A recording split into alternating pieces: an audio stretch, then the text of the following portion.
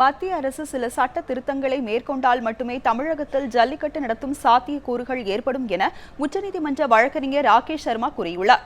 ஜல்லிக்கட்டு தொடர்பான உச்சநீதிமன்ற உத்தரவு குறித்து அவருடன் நமது செய்தியாளர் ஸ்டீபன் நடத்திய கலந்துரையாடலை பார்க்கலாம்.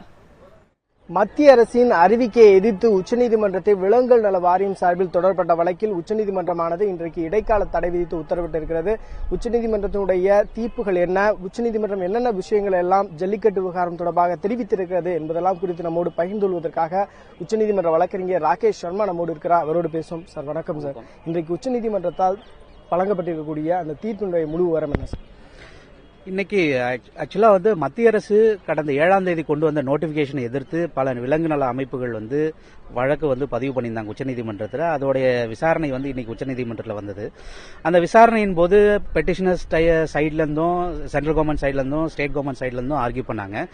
ஆர்கியூ பண்ணும்போது நீதிபதிகள் என்ன சொன்னாங்கன்னா, இந்த நாகராஜா வழக்கு கடந்த ஆண்டு வழங்கப்பட்டிருக்கு. இதுல ஜல்லிக்கட்டு மற்ற காளைகள் சம்பந்தப்பட்ட விளையாட்டுகளுக்கு தடை விதிச்சு அது மனித விலங்குகளுக்கு குரூவல்டி ஏற்படுதுன்னு சொல்லி தடை விதிச்சாங்க. அதை ரிஃப்ளெக்ட் பண்ணாத ஒரு நோட்டிபிகேஷன் இது எப்படி ஏற்புடையதாகும் அப்படின்னு சொல்லி இன்னைக்கு அந்த நோட்டிபிகேஷனுக்கு ஸ்டே கொடுத்திருக்காங்க. இதனால இந்த வருடம் ஜல்லிக்கட்டு நடைபெறுவதற்கான சட்ட சிக்கல்கள் இருக்கு. மேலும் இந்த வழக்குல பாத்தீங்கன்னா எல்லா ரெஸ்பாண்டன்ட்ஸ்க்கும் நோட்டீஸ் இஷ்யூ பண்ணி 4 வார கால அவகாசம் கொடுத்திருக்காங்க.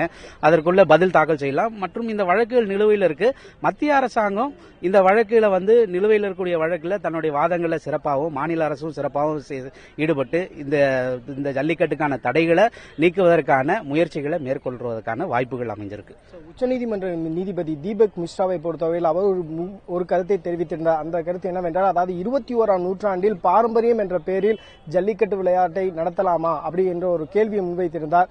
இது குறித்து உங்களுடைய கருத்து என்ன? அதே போன்று என்னென்ன மாதிரியான விஷயங்கள் எல்லாம் நீதிபதிகள் ஒரு கருத்தாக தெரிவித்திருந்தார்? ஆமா, இப்போ தற்போதைய மத்திய அரசு கொண்டு வந்த நோட்டிபிகேஷன்ல இந்த புல்ஸ் பர்ஃபார்மிங் அனிமல் லிஸ்ட்ல இருந்தும் அதுக்கு சில விலக்குகள் அளிக்கிறாங்க. அந்த விலக்கு எதுனா, இது ஒரு பாரம்பரிய விளையாட்டு, அதே சமயத்தில் இந்த பாரம்பரிய அடங்கிய சாராம்சத்தினால இதை அனுமதிக்கலாம்னு சொல்லி சில விதிகளுக்கு கீழே இந்த ஜல்லிக்கட்டை அனுமதிச்சாங்க.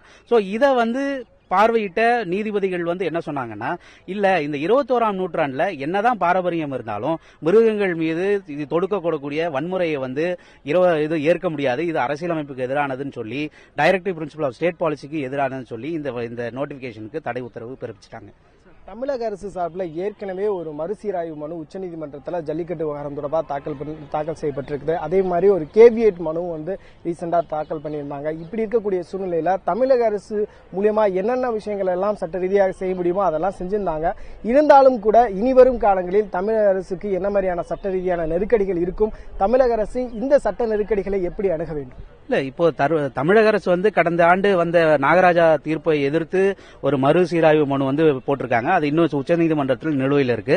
அது மட்டும் இல்லாம இப்போ இந்த நோட்டிபிகேஷன் எதிராக போடப்பட்ட வழக்குகள்லயும் அவங்க கேவேட் மனுதாரரா உள்ள வந்திருக்காங்க. அதனால அவர்களுடைய வாதங்களையும் எடுத்து வைப்பதற்கான ஒரு வாய்ப்புகள் இருக்கு.